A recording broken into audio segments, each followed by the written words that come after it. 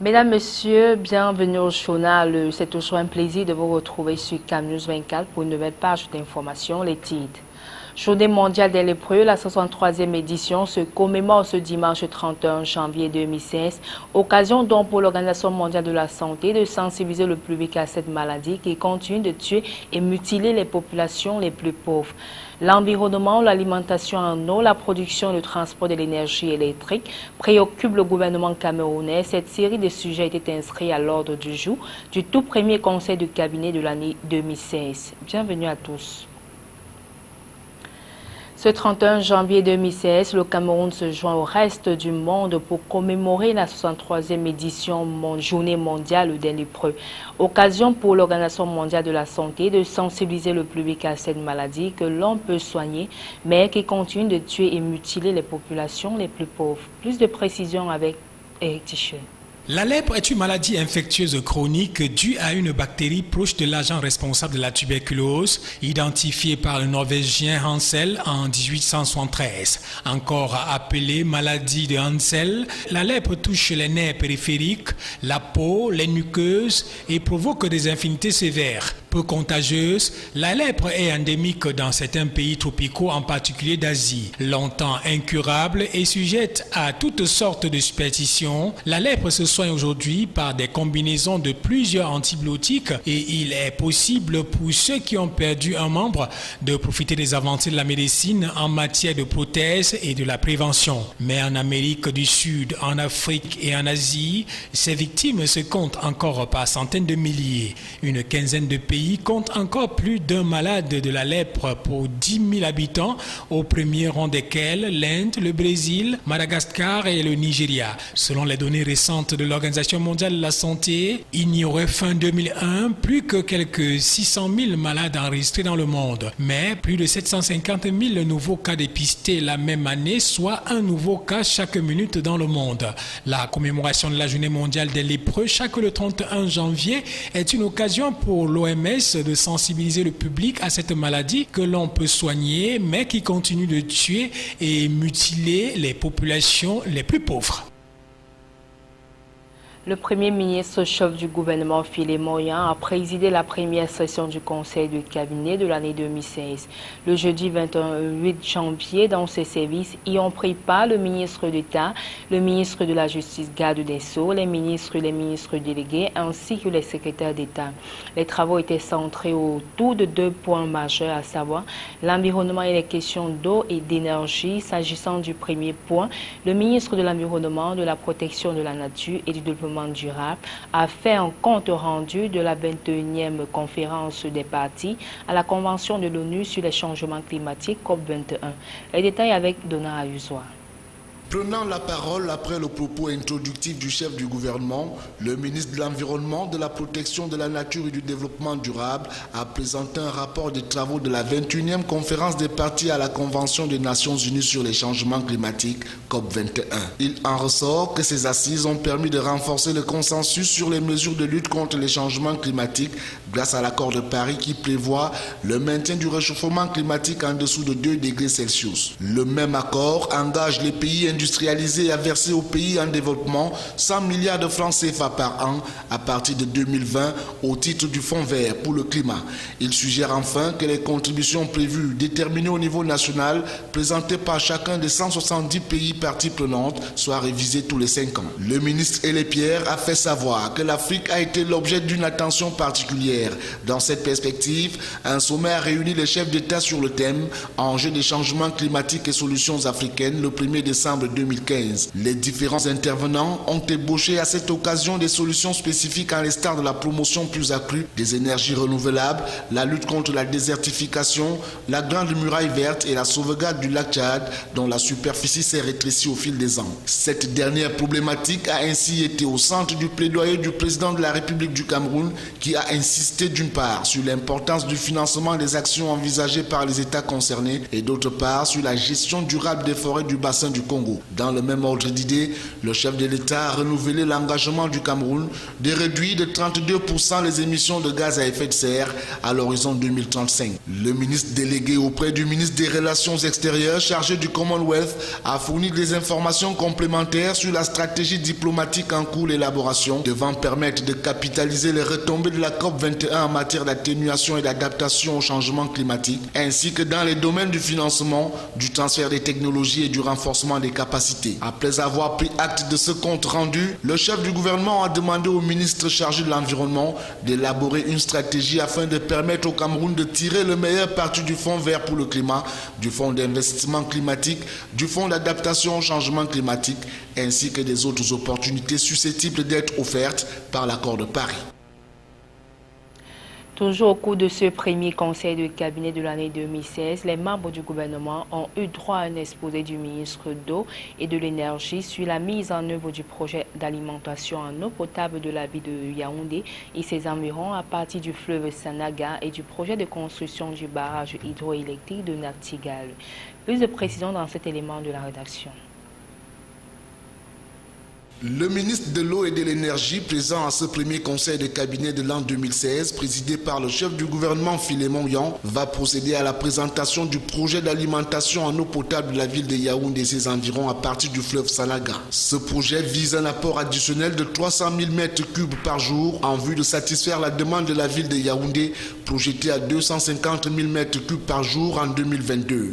Le ministre chargé de l'eau a indiqué que les infrastructures de ce projet d'un coût de 399 milliards de francs CFA comportent principalement un ouvrage de prise d'eau à Nachtigal, une usine de traitement à Emana-Bachenga, 2 stations de reprise en Kometou 3 et Nyom 2, un réservoir de tête sur le mont Dindan à Yaoundé, la pose d'une conduite de 64 km environ entre Nachtigal et Yaoundé et de 2 conduites à l'intérieur de la ville de Yaoundé. Basile Latanganakuna fera également savoir que le projet sera réalisé par une société chinoise. La convention de prêt a été mise en vigueur le 18 décembre 2015 par Exim Bank China. Dans ce cadre, le gouvernement s'est engagé à mobiliser au courant des exercices 2015-2016 les contreparties attendues de l'État représentant 15% du coût global. Concernant le projet d'aménagement hydroélectrique de Nachtigal, le ministre de l'eau et de l'énergie a fait connaître qu'il est le fruit d'un partenariat entre l'État du Cameroun, Électricité de France, la Société financière internationale et Rio Tinto Alcan. Le dit partenariat a pour objectif la construction d'une centrale hydroélectrique de 420 MW sur le fleuve Sanaga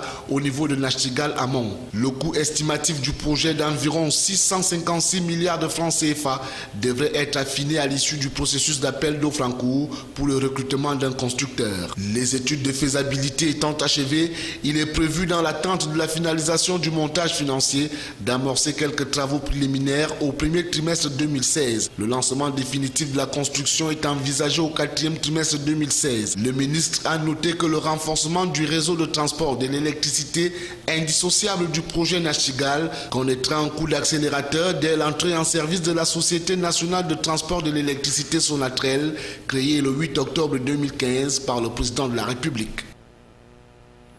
Lutte contre Boko Haram, les membres des comités de vigilance ont appelé à plus de vigilance face aux multiples attaques perpétrées ces derniers temps par des présumés membres de Boko Haram dans la région de l'extrême nord.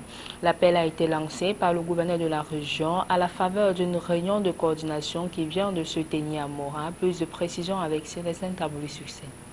La recrudescence des attentats meurtriers dans la région de l'extrême nord du Cameroun a conduit la population civile à collaborer de façon plus étroite avec les forces de défense et de sécurité. Des groupes de civils s'organisent autour de ce qui convient d'appeler comité de vigilance pour traquer au péril de leur vie les combattants islamistes. Dans notre club de comité de vigilance, d'abord, il y a 5 équipes de 15 personnes. On est à 75 personnes. Une équipe sort, il garde la sortie, une équipe sort, il garde l'entrée, l'autre équipe sort, il garde le centre du village.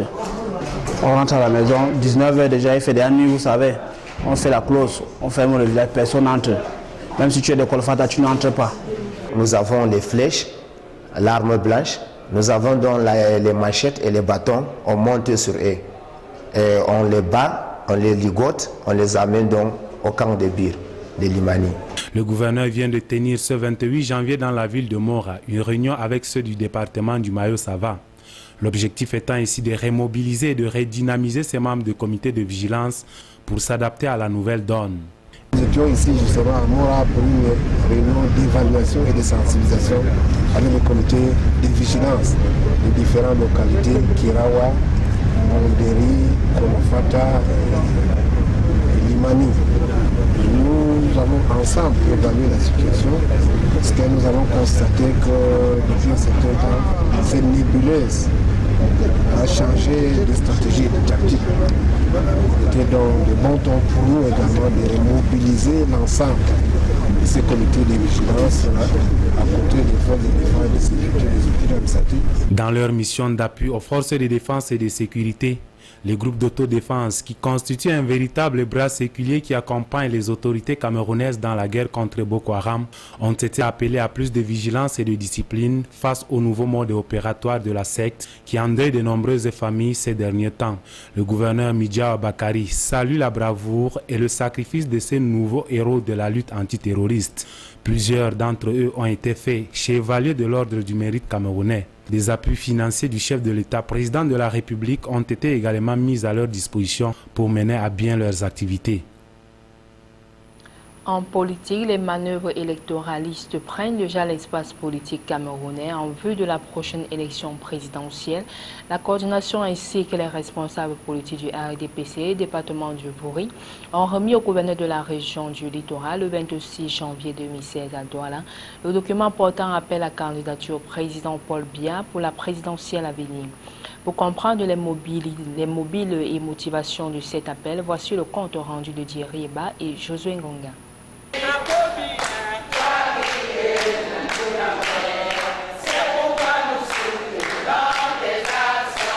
La coordination départementale du Vouri ainsi que tous les responsables politiques du Rassemblement démocratique du peuple camerounais RDPC appellent leur champion et président national à continuer le travail qu'il a commencé pour le bien du Cameroun.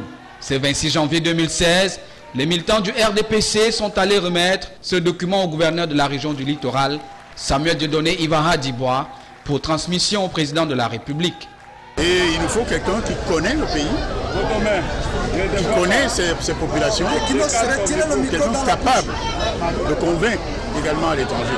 Nous disons qu'il est encore l'homme de la situation, donc il doit se représenter. L'appel à candidature de Paul Biya pour l'élection présidentielle à venir, lu par la présidente de la section OFRDPC Vouri 2 et maire de la commune d'arrondissement de Douala 2e, Denise Fampou, exhorte le président national du RDPC à engager entre autres toutes les actions politiques, économiques, sociales et culturelles idoines devant garantir la continuité du projet d'émergence à l'horizon 2035 aux commandes du Cameroun. Un appel pour les femmes du Vouri justifié et motivé. Nous ne voyons pas de raison pour aller à l'aventure. Et nous connaissons les capacités de notre président. Le Cameroun est resté un pays fort. L'unité nationale est acquise. La paix, la stabilité. Nous ne pouvons rien construire dans l'extraordinaire des fêtes. Cet appel est l'aboutissement d'un travail mené par la cellule de veille politique du Vouri. Vu la posture de Douala comme siège de toutes les grandes batailles politiques nationales, cette conjoncture a suscité la mobilisation de tous les membres de la famille politique de Paul Biya. Nous avons un chef de l'État qui a fait ses preuves. N'oubliez pas que ce pays a traversé environ plus de 2 décennies de crise économique. On n'avait pas l'Europe comme en Grèce pour nous apporter des milliers et des milliers de milliards d'euros. Il s'est battu tout seul. La nation aujourd'hui est en route. Les acquis sur le plan politique, économique, social et culturel sont là.